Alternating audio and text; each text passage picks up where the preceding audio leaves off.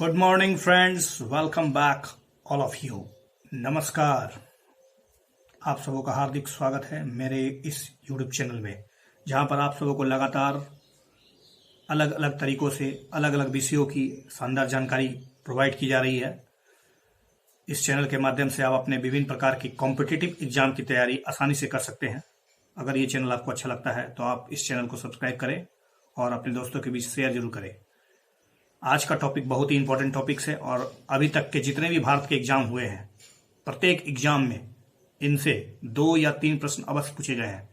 अगर बात यूपीएससी और प्रीलिम्स और पीसीएस की जाए तो डेफिनेटली देयर शुड बी और there would be a good question. Definitely 1 या 2 प्रश्न जरूर आते हैं। सीधा कहें तो आज का चर्चा होगा जितने भी संवैधानिक बॉडी हैं भारत में, संविधान में जिक्र जितने भी संवैधानिक संस्थाएं हैं, बॉडीज है, उनका जिक्र आज डिटेल से किया जाएगा।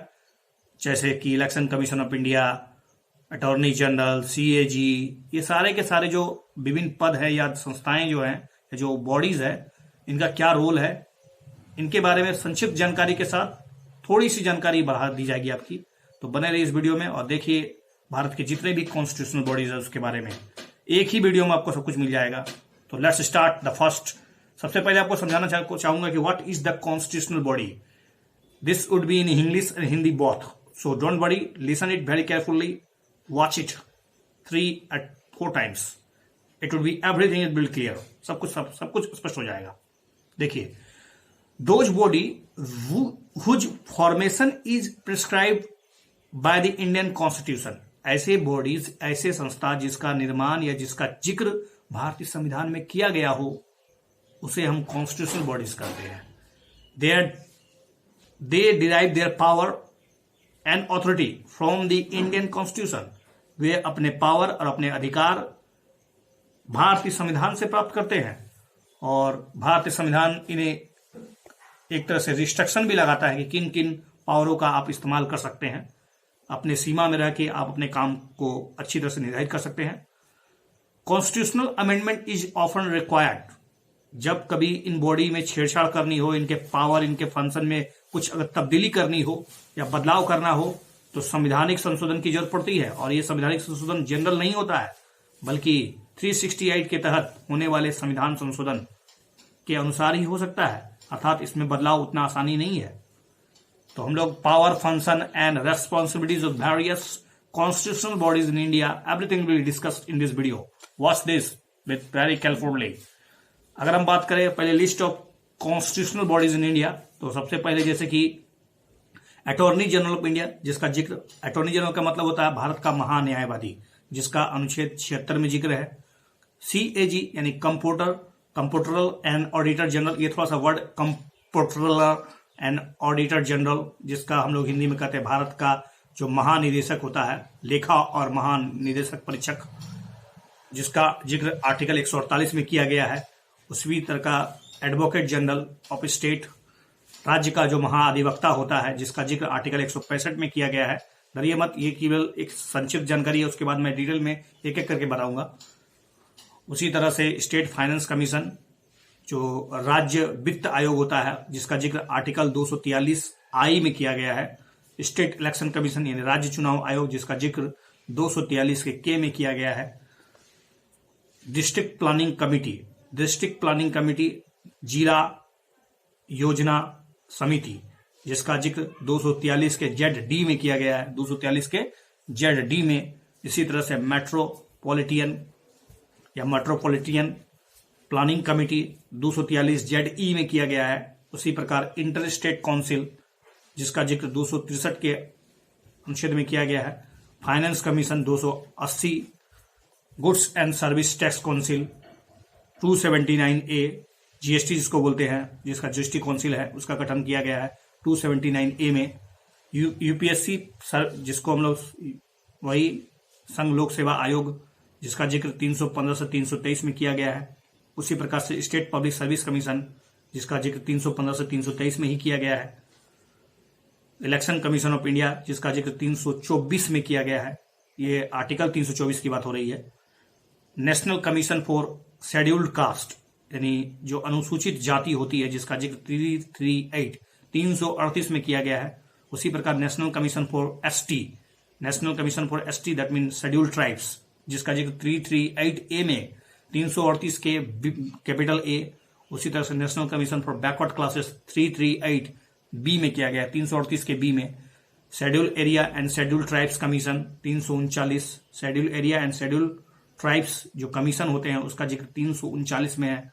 बैकवर्ड क्लासेस कमीशन 340 में किया गया है।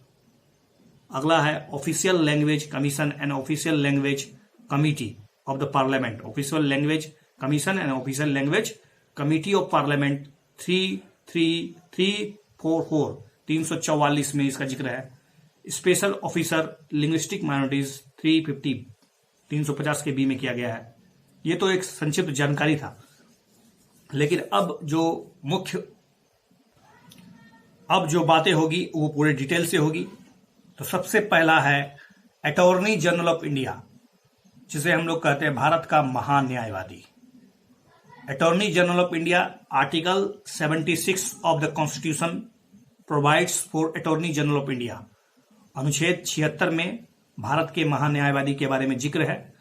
He is considered the highest law officer in country, उसे भारत का सबसे बड़ा विधि अधिकारी कहा जाता है। भारत सरकार का सबसे बड़ा विधि अधिकारी attorney general of India. He is appointed by the president, उन्हें भारत के राष्ट्रपति के द्वारा चुना जाता है। चुना नहीं मतलब एक तरह से नॉमिनेटेड किया जाता है, क्योंकि वो राष्ट्रपति के प्लेजर पे डिपेंडेंट होते हैं, क्योंकि उनका ऑफिस का जो कार्यकाल होता है वो राष्ट्रपति के प्रसाद पर्यंत पे होता है। राष्ट्रपति अपनी इच्छा अनुसार जब चाहे उन्हें हटा सकते हैं। Okay, a person who is qualified to be appointed as the जज of the supreme court is eligible for the office of attorney general of India. जो व्यक्ति सुप्रीम कोर्ट के जज बनने की योग्यता रखता हो, सुप्रीम कोर्ट का जज हो ये जरूरी नहीं है, लेकिन सुप्रीम कोर्ट के जज की बनने की योग्यता उनके पास हो तो अटॉर्नी जनरल बनाया जा सकता है।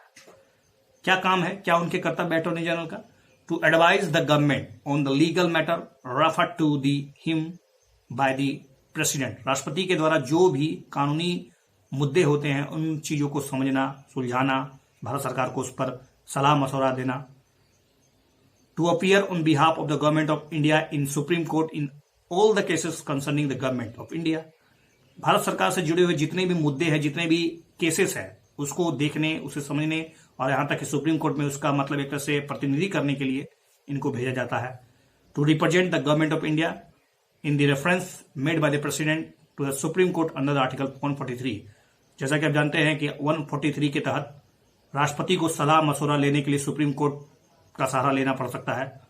अर्थात सुप्रीम कोर्ट से अगर सलाह और मशवरा लेना हो तो राष्ट्रपति जो है अपने भी हाथ में अटॉर्नी जनरल को भेज सकते हैं। To appear in high court in the cases concerning government of India when required. ऐसा नहीं है कि सिर्फ सुप्रीम कोर्ट में ही ये व्यक्ति अर्थात अटॉर्नी जनरल जा सकते हैं गवर्नमेंट ऑफ इंडिया के बिहाफ में, बल्कि ये हाई कोर्ट में भी केस लड़ सकते हैं अगर वो केस सरकार से जुड़ा हुआ हो, भारत सरकार से जुड़ा हुआ हो। क्या क्या इनके अधिकार है, राइट्स? देखिए, attorney general has the right to audience in all the courts in the territory of India. Bharat के अधिकार क्षेत्र में जितने भी भारत के जो राज्य है या केंद्र शासित प्रदेश है या भारत जो भी टेरिटरी जीत सकता है।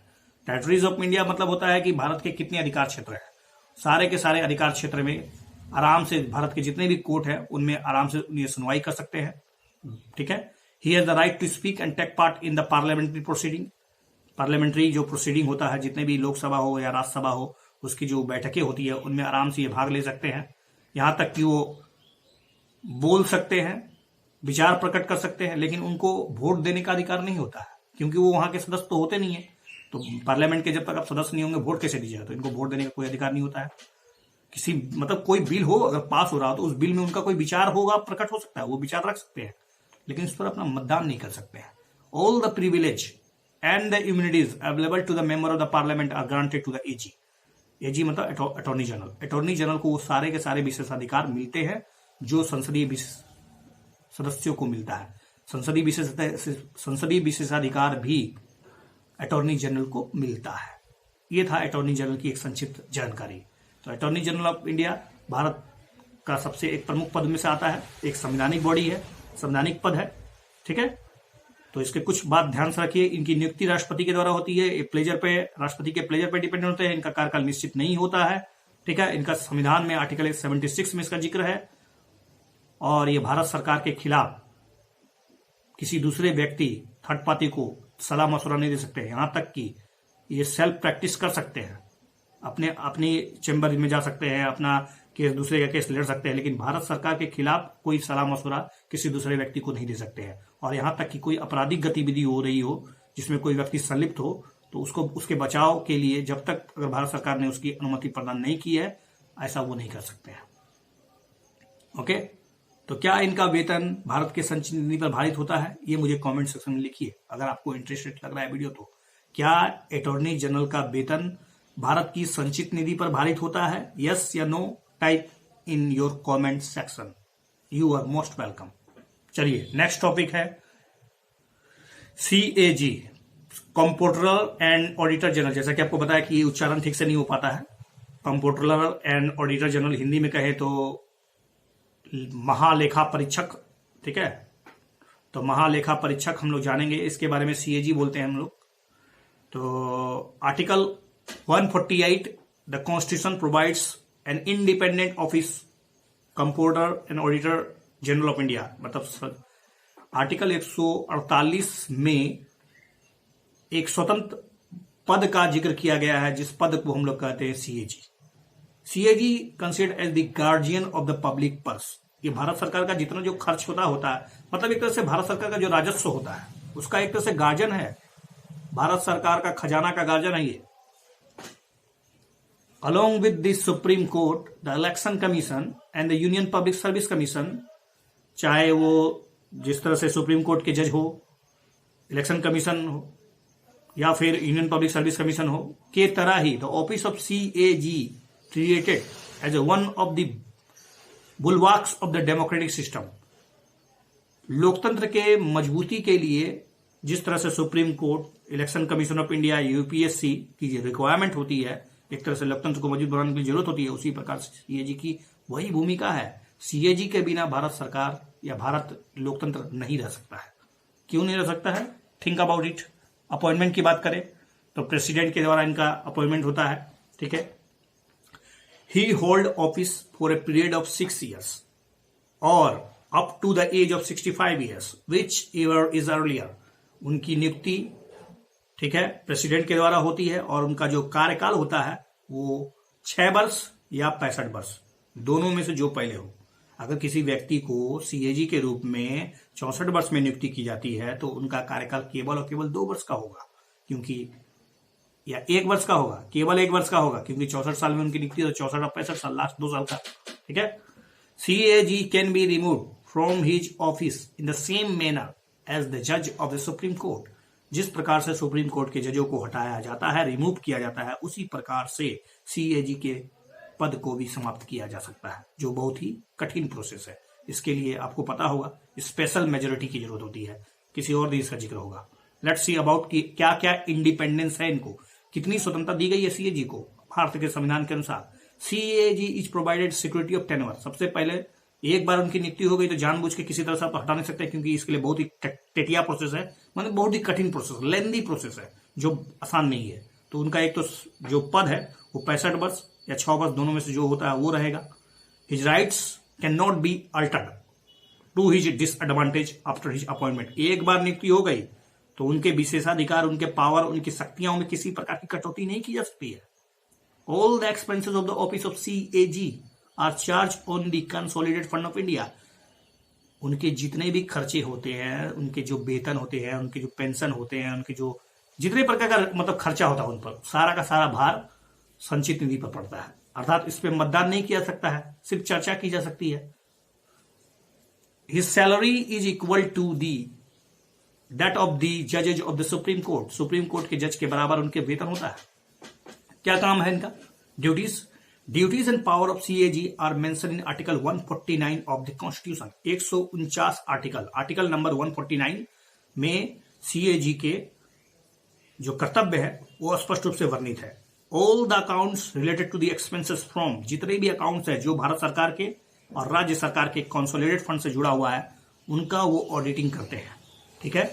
रही बात केंद्र सरकार और राज्य सरकार के जो कंसोलिडेटेड फंड है उनका जो ऑडिटिंग करना है वो तो होता ही है, साथ ही साथ expenditure from contingency fund.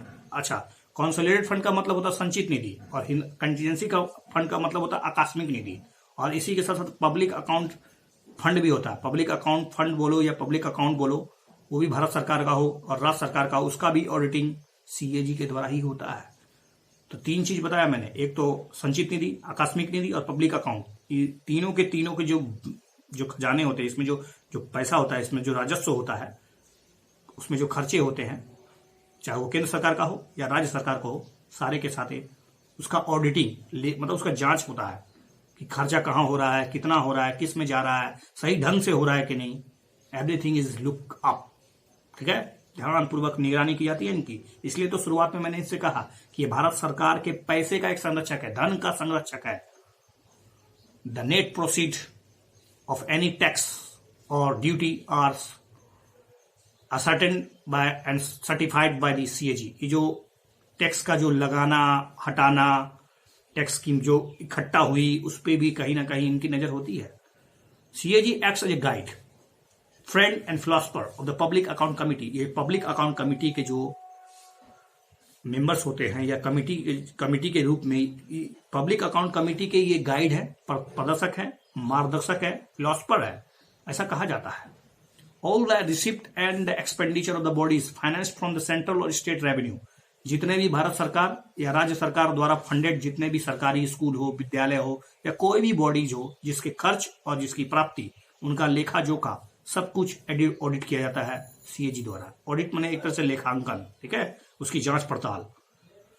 The audits of the any other body as and when the requested by the president और the governor audited by CAG. अगर राष्ट्रपति या फिर राज्यपाल किसी बॉडी का कोई भी संस्था हो, चाहे वो भारत सरकार के पैसे चल रहा हो या राज्य सरकार के पैसे चल रहा हो या ना चल रहा हो, अगर राज्यपाल और राष्ट्रपति ने कह दिया कि इसका भी ऑडिटिंग करिए तो उन्हें करना पड़ता है, वो उनके अधिकार क्षेत्र में आ जाता है। सपोज आपको कोल इंडिया या फिर एयर इंडिया या फिर स्टील या फिर कोई भी ऐसी बॉडी जो कोई भी जो निकाय हो, जैसे रेलवे का ऑडिटिंग करना हो, तो क्या अगर राज्यपाल या फिर केंद्र सरकार का, भारत सरकार के राष्ट्रपति अगर ऐसा करने को कहते हैं तो कर सकते हो। 3 reports are submitted by CAG to the president. दे पहला तो है audit report on the appropriation account. Appropriation विनिमय, ये एप्रोप्रिएशन मतलब होता है लगभग, इसका हिंदी एग्जैक्ट नहीं पता, लेकिन एप्रोप्रिएशन अकाउंट। दूसरा है audit report on finance account और audit report on public undertaking. Public undertaking, finance और एप्रोप्रिएशन अकाउंट, ये तीनों के तीनों अकाउंट के बारे में एक तरह से रिपोर्ट प्रस्तुत की जाती है राष्ट्रपति को। क्या है रोल सीएजी का? Office of the CAG secures the accountability of the executive to the parliament in the sphere of the financial administration. देखिए, पार्लियामेंट पे जो खर्च होता है, पार्लियामेंट के द्वारा जो अप्रूवल मिलता है खर्चा करने का सरकार को, एग्जीक्यूटिव को, उस पर एक तरह से रिस्ट्रिक्शन नहीं कहें, लेकिन एक तरह से कहें तो निगरानी कहें, या फिर एक तरह से उसकी विवेकतापूर्ण खर्च हो, इसके लिए उसको बनाया गया है ताकि एक पकड़ हो पाए, अकाउंटेबिलिटी, एक जिम्मेदारी मतलब एग्जीक्यूटिव पर बनी रहे कि हमको सीएजी देख रहा है, सीएजी ऑडिटिंग करेगा।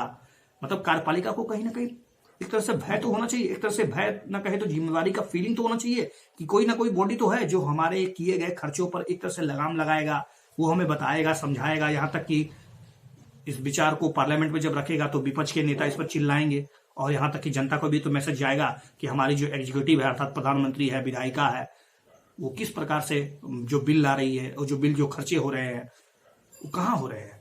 क्या वास्तव में सीएजी की रिपोर्ट को नजरअंदाज किया जा सकता है? क्या पार्लियामेंट यानी एग्जीक्यूटिव इससे बच सकती है? बिल्कुल नहीं बच सकती है, क्योंकि आने वाले चुनाव में उनको उसका खामियाजा चुकाना पड़ सकता है। क्योंकि सीएजी की रिपोर्ट जो होती है वो हर वर्ष संसद पर रखी जाती है, संसद के पटल पर रखी जाती है, जिसका लाइव सेशन देखा जा सकता है। तो आप समझ सकते हैं कि भारत सरकार हमारे द्वारा जो लिया गया टैक्स है उसका कहाँ खर्चा कर रही है, किस क्षेत्र में खर्चा कर रही है और क्यों कर रही है, उससे क्या देश का विकास हो पा रहा है। एवरीथिंग विल लुक अप, ध्यानपूर्वक देखा जाता है सीएजी के द्वारा। CAG act as an agent of the parliament and is responsible only to the parliament. ये सीएजी जो है ना, केवल और केवल पार्लियामेंट के प्रति जिम्मेदार है, सरकार के प्रति जिम्मेदार नहीं है। जब वो पार्लियामेंट के प्रति जिम्मेदार है, इसका मतलब है पूरी जनता के प्रति जिम्मेदार है। तो कहीं ना कहीं वो स्वतंत्र बॉडी हो गए और एक तरह से सरकार पर एक तरह से निगरानी रखने के लिए हमेशा खड़े हैं।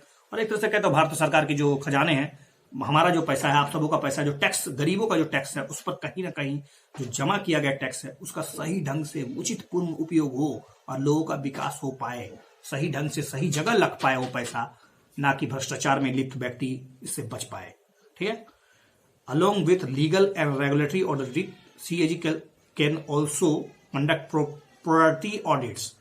ये लीगल और यहाँ तक कि रेगुलेटरी ऑडिट तो करते ही है, रेगुलेटरी मतलब जो नियामक संस्था है उनका तो करते ही है, साथ ही साथ ये प्रोप्राइटी ऑडिट्स भी कर सकते हैं। ठीक है। तो आई थिंक 2 टॉपिक मैंने अभी इस वीडियो में किया है। अगले वीडियो में मैं और भी इस तरह के जो संवैधानिक पद है उनके जिक्र करूंगा। तो देखिए इस वीडियो को अच्छे से, ताकि अगला वीडियो आपके लिए जल्द ही जल्द मिलेगा। और this video 2 and 3 times you will be surely, इस मेरा वादा है कि आप इससे बहुत फायदेमंद होंगे। बस दिस वीडियो, थैंक यू।